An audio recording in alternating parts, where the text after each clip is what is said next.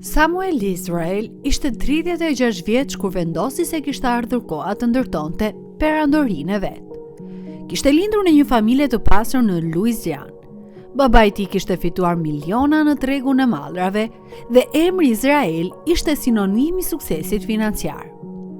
Samueli u diplomua në Universitetin Tulane, u zhvendos në New York dhe u punësua si tregtar në një nga firmat më të mëdha të Wall Streetit.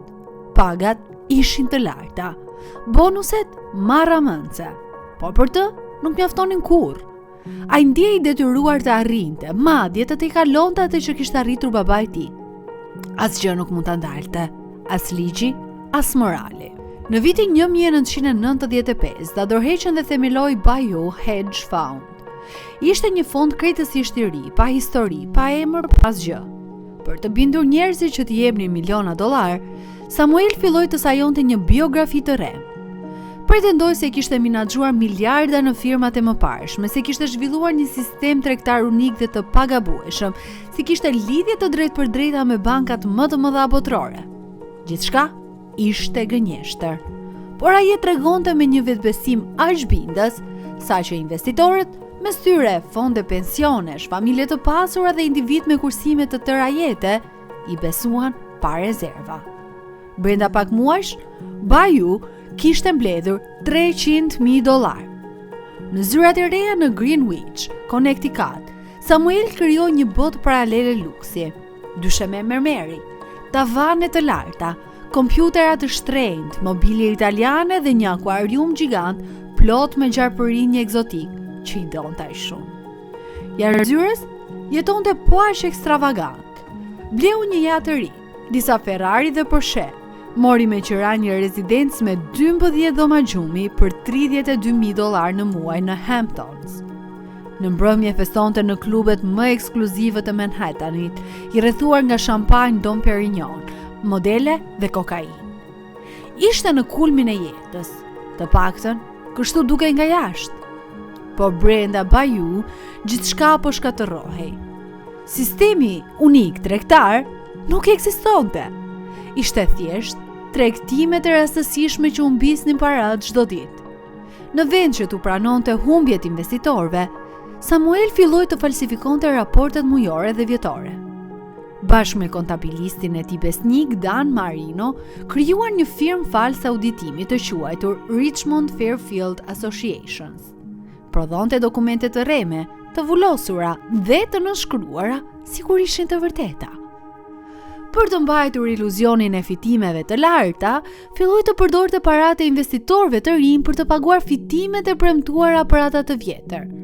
Një skem Ponzi klasike, dhe pse në fillim as vetë nuk e pranonte që po e bënte një gjë të tillë. Në vitin 1998, fondi pësoi një humbje të madhe, por Samuel e fshehu. Në vitin 2002, humbjet kishin arritur tashmë $55 milion real. Por raportet vazhdonin të tregonin fitime 20 deri në 30% në vit. Ndërkohë dhimbjet kronike të shpinës e kishin bërë të varur nga Oxycontin, Vicodin dhe çdo lloj droge tjetër që gjente. Flinte 3 deri në 4 orë në natë. Ishte gjithmonë në efektin e substancave dhe merrte vendime gjithnjë e më irracionale. Në vitin 2004, në kulmin e dëshpërimit, takoi një njeri të quajtur Robert Shea. Shea pretendoi se ishte ish oficer i lartë i CIA-s dhe kishte qasje në programe sekrete investimesh qeveritare që garantonin dyfishim të kapitalit brenda 2 javësh. Samueli, i droguar, i dëshpëruar dhe pas një mundësi tjetër, i besoi pas më të voglin dyshim. Fillimisht i transferoi $10 milion. Pastaj 20 milion të tjerë. Brenda pak javësh, i zbras të gjitha llogaritë e Bayou dhe i dërgoi plot $150 milion të Shea. Sigurisht që Shea u zhduk në ajër të hollë, bashkë me çdo cent. Me fondin krejtësisht bosh, Samuel nuk ishte më rrugdalje. U dërgoi një letër të gjithë investitorëve. Pas një reflektimi të thellë, ka vendosur të mbyll Bayou dhe të kaloj më shumë kohë me familjen, Ju lutem, mos u shqetësoni. Të gjitha parat do t'ju kthehet brenda pak muajsh. Pastaj u zhduk nga radarët. Kur investitorët kuptuan se parat nuk po vinin kurrë, filluan pa ditë dhe hetimet federale. FBI-ja dhe SEC zbuluan një nga skemat Ponzi më të mëdha në historinë e fondeve hedge të asaj kohe. $450 milion të mbledhura gjithsej, pothuajse gjithçka e humbur ose e vjedhur. Në vitin 2005, Samuel Israel u arrestua në shtëpinë e nënës së tij në Florida. Pas një marrëveshje me prokurorin, pranoi fajsim për mashtrim, pastrim parash dhe konspiracion dhe u dënua me 20 vite burg federal. Por Samuel nuk pranoi të dorëzohej aq lehtë. Në qershor të vitit 2008, 2 muaj para datës kur duhej të paraqitej në burgun federal të Massachusetts, vendosi të luante kartën e fundit, të sajonte vdekjen dhe të zhdukej përgjithmonë. Më 9 qershor 2008, la Range Roverin e tij të zi në urën Bear Mountain afër West Pointit. Me gisht shkroi në pluhurin e kapakut të makinës fjalin "Suicide in Painless", të njëjtën që përdori në serialin MASH. La një shënim brenda dhe u zhduk në errësirë. Policia gjeti makinën disa orë më vonë, dërgoi zhytës. Në prillin e vitit 2021, kur porta e burgut federal të Devens u hap dhe Samuel Israel doli në rrugën e lirë, ishte 61 vjeç. Pa para në xhep, pa makinë, pa shtëpi, pa familje që ta priste. Kishte kaluar 13 vjet e gjysmë, duke fjetur në një dhomë 3x2, duke ngrënë ushqim burgu, duke ndjekur seanca psikologjike dhe duke punuar në lavanterinë e burgut për 12 cent në orë. Njeriu që dikur shpezonte $32,000 në muaj vetëm për qira, tani kishte për herë të parë në jetë një llogari bankare me shifrën 0. Nuk ka më jate që presin në portin e Greenwich. Nuk ka më Ferrari të kuq të parkuar para klubeve të Manhattanit.